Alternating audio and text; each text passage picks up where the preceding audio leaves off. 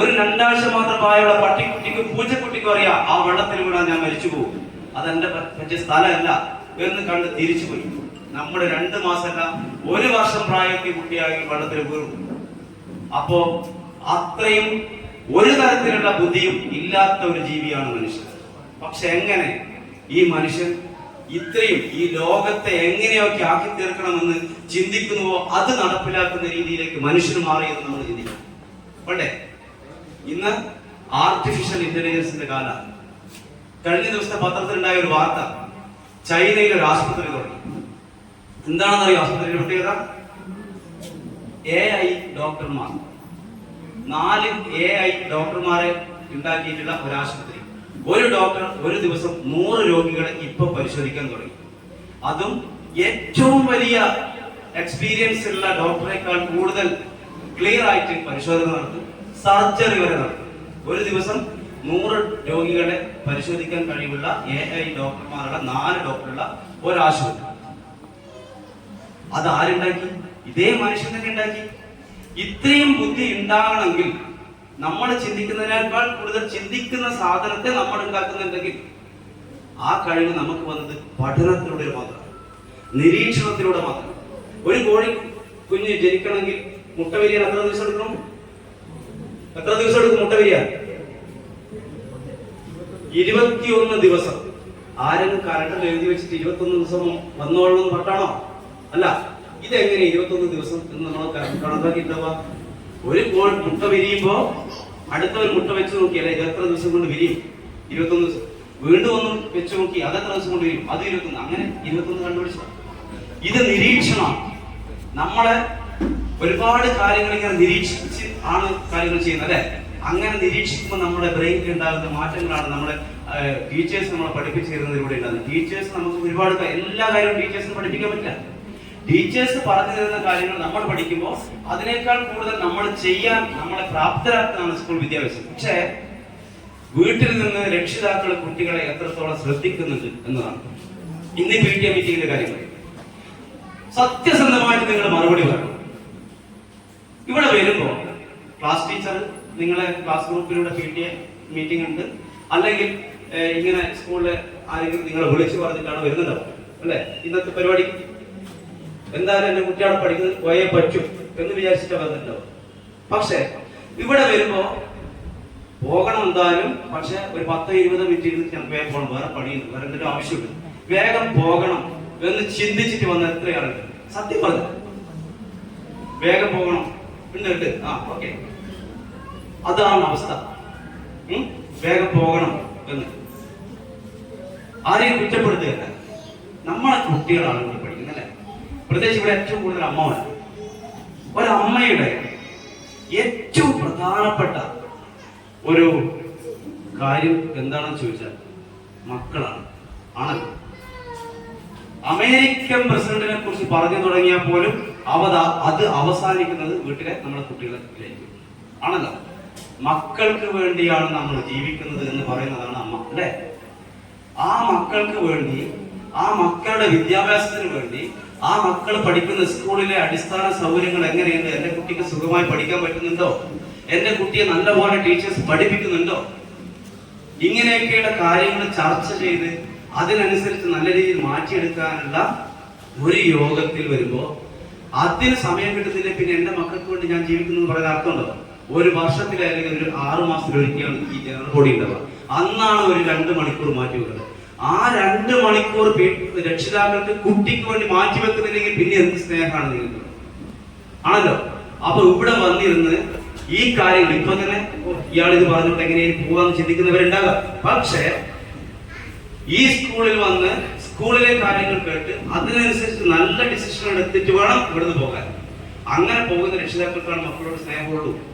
അതല്ലെങ്കിൽ ഇപ്പൊ നമുക്കറിയാം, മഴക്കാലത്ത് TV-യിൽ കൊടേന്റെ പരസ്യം വരുമ്പോഴാ വൃദ്ധമന്ദിരങ്ങൾ പെരുകുന്നത്, ആണല്ലോ. സമയക്കുറവുകൊണ്ട് പെട്ടെന്ന് എടുക്കും. ഈ വൃദ്ധമന്ദിരങ്ങൾ ഉണ്ടാകുന്നതിന് പ്രധാന കാരണം നമ്മളാണ്.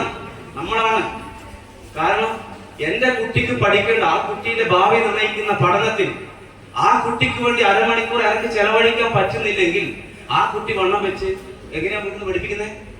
വീട്ടിൽ നിന്ന് എങ്ങനെയാ പഠിക്കുന്നുണ്ടോ നോക്കുന്നുണ്ടോ രക്ഷിതാക്കള്? ഇല്ല, കുറേ അധികം രക്ഷിതാക്കൾ കുട്ടി പഠിക്കുന്നുണ്ട്, പഠിക്കണമെന്ന് പറയും. കുട്ടി പോയി അകത്തിരുന്നാൽ ബുക്ക് തുറന്നു വെച്ചിരുന്നാൽ പഠിപ്പായി.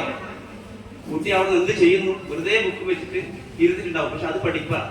ഓക്കെ, അതല്ല നിങ്ങളോട് സംശയം ചോദിക്കുന്നുണ്ടെങ്കിൽ നിങ്ങൾ വേഗം ഫോൺ എടുത്ത് പോയിരുന്നു ഈ ഫോണും കൊടുത്തു കൊടുക്കും.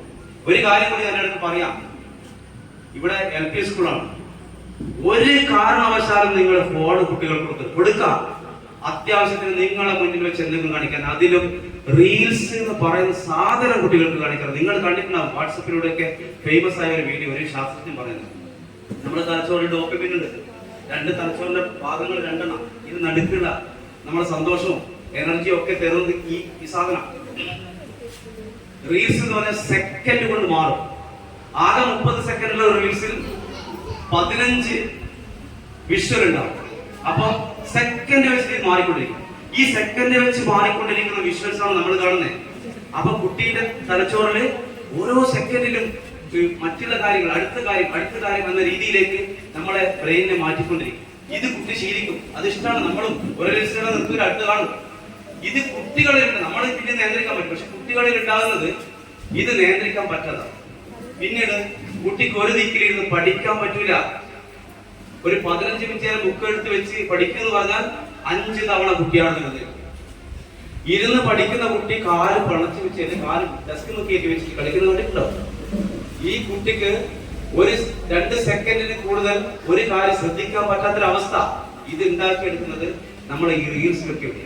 അപ്പോ കുട്ടികൾക്ക് ഒരു കാരണവശാലും ഈ റീൽസ് ഒന്നും കാണിക്കാൻ കൊടുക്കരുത്. ഇത് കൊടുത്തുപെടുന്നതിന് ഉദ്ദേശം എന്താ? ഒരു യാന മിണ്ടാണ്ട് അവിടെ ഇരിക്കുമല്ലോ, അല്ലെ? വീട്ടിൽ പണിയുണ്ട്. അപ്പോ അങ്ങനെ കുട്ടികളെ നമ്മൾ സ്നേഹലാളനം കൊടുത്ത് പറഞ്ഞു കൊടുക്കേണ്ട സമയത്ത് നമ്മൾ കുട്ടികളെ അകറ്റി നിർത്തുമ്പോൾ അവര് വലുതാകില്ലേ? ട്യൂഷനൊക്കെ പറഞ്ഞു എന്തിനാ പറഞ്ഞേക്കുന്നത്? ആടെ പോയാൽ നല്ല സമയം പഠിപ്പിക്കാൻ, ആടെ അവര് പഠിപ്പിക്കട്ടെ എന്ന് വെച്ചിട്ടാ. അങ്ങനെ മറ്റുള്ളവരെ പഠിപ്പിക്കുകയും മറ്റുള്ളവരിലൂടെ ബന്ധപ്പെടുകയും ചെയ്ത് ഒരു ദിവസം മുഴുവൻ കടന്നു പോവാ. അമ്മയുമായി കുട്ടിയുമായിട്ട് ബന്ധം വളരെ കുറവാ.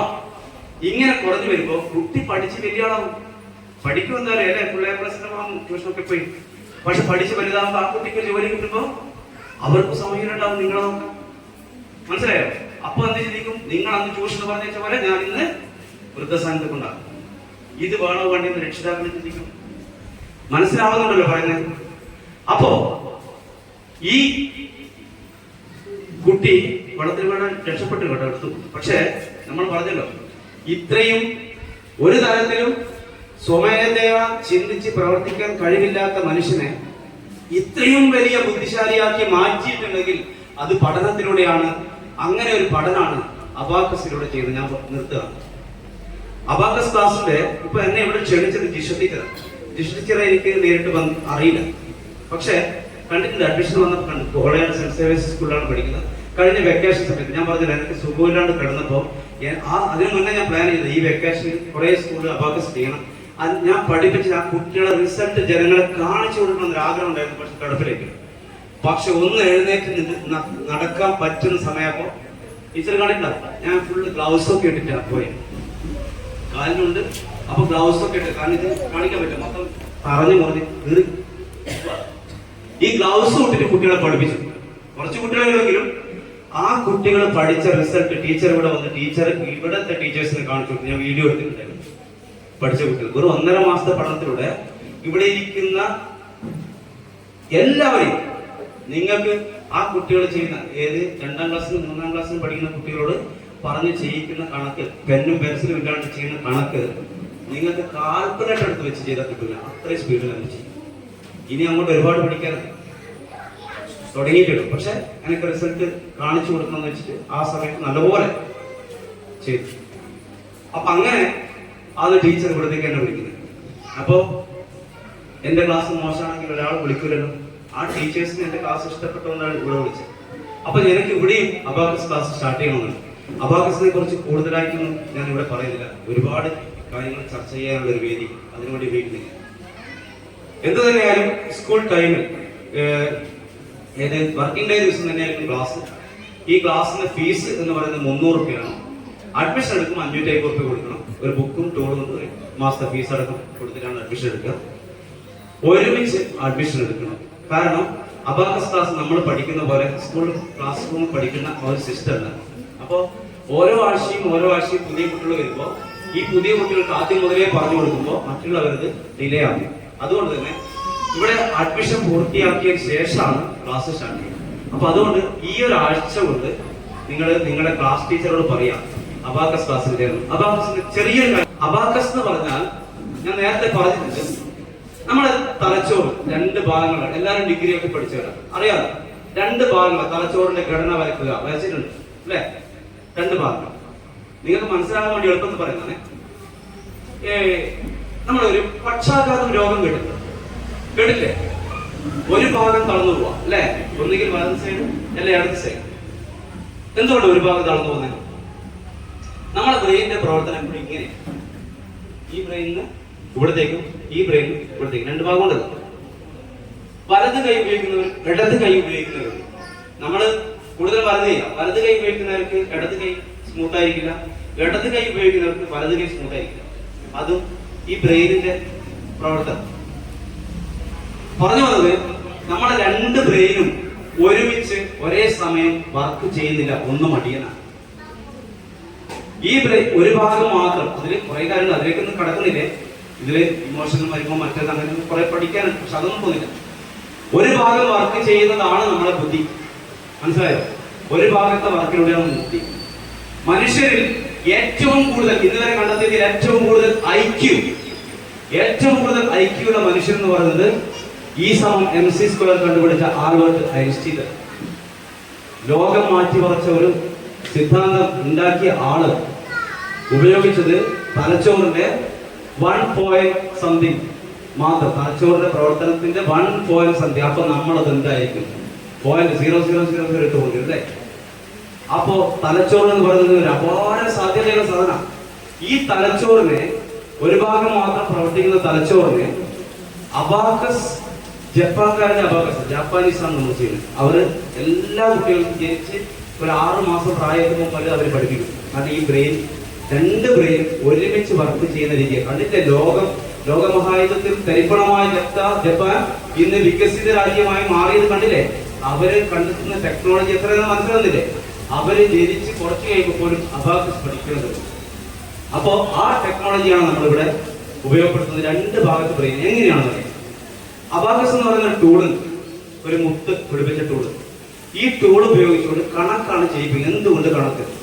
മലയാളം, ഇംഗ്ലീഷ്, സംസ്കൃതം, ഹിന്ദി എന്നൊക്കെ പറയുന്ന സാധനത്തിലൂടെ നമ്മൾ പഠിക്കുന്ന സോഷ്യൽ, ബയോളജി ഒക്കെ പഠിക്കുമ്പോൾ ഇതൊക്കെ നമുക്ക് ബൈഹാർട്ടാക്കാം അല്ലെ? പാട്ട് പാടി പഠിക്കാം. പക്ഷെ കണക്ക്, ഒരു നമ്പർ തെറ്റിയ കണക്ക് തെറ്റും ആണല്ലോ. ഒരു നമ്പർ തെറ്റിയ തെറ്റും. അപ്പൊ കണക്ക് എന്ന് പറയുന്നത് നമ്മൾ ചിന്തിച്ച് തന്നെ ചെയ്യണം. ഓരോ സമയം ചെയ്യുമ്പോഴും അത് ചിന്തിച്ച് തന്നെ ചെയ്യണം. അപ്പൊ നമ്മൾ ചിന്തിക്കുമ്പോ 2 കൈ, ഇപ്പൊ ഇവിടെ കാണിക്കുന്നുണ്ട്, വലത് കൈയിന്റെ തമ്പ് ആൻഡ് ഇൻഡെക്സ്, ഇടത് കൈയിന്റെ ഇൻഡെക്സ് ആൻഡ് മിഡിൽ. ഈ 2 കൈ ഉപയോഗിച്ചുകൊണ്ടാണ് അബാക്കസ് ചെയ്യുക. ഓക്കെ, ഈ അബാക്കസ് ചെയ്യുമ്പോൾ 2 കൈയും ഒരുമിച്ച് വർക്ക് ചെയ്യുമ്പോൾ ഈ കൈ വർക്ക് ചെയ്യുന്നത് ഈ ഭാഗം കൊണ്ടാണ്, ഈ കൈ വർക്ക് ചെയ്യുന്നത് ഈ ഭാഗം കൊണ്ടാണ്. ഒരേ സാധനത്തിലേക്ക് കോൺസെൻട്രേഷൻ കൊടുത്തുകൊണ്ട് ഇത് ചെയ്യുമ്പോൾ നമ്മളെ 2 ബ്രെയിനും വർക്ക് ചെയ്യും. നമ്മളെ മെമ്മറി, ഐക്യു വർദ്ധിക്കാൻ തുടങ്ങും, ഇരട്ടിയാകും. അങ്ങനെ ഇരട്ടിയാകുന്നതിലൂടെ അവർക്ക് ഇന്ന് ചെയ്തുകൊണ്ടിരിക്കുന്ന കാര്യങ്ങളിൽ വേഗത കൂടും, കൃത്യത കൂടും.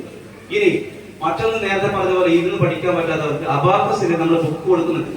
ആ ബുക്കിൽ 1 പേജ് ചെയ്യാൻ മാത്രം ചിലപ്പോൾ 1 മാസം 2 മാസം 1 പേജ് ചെയ്യാം.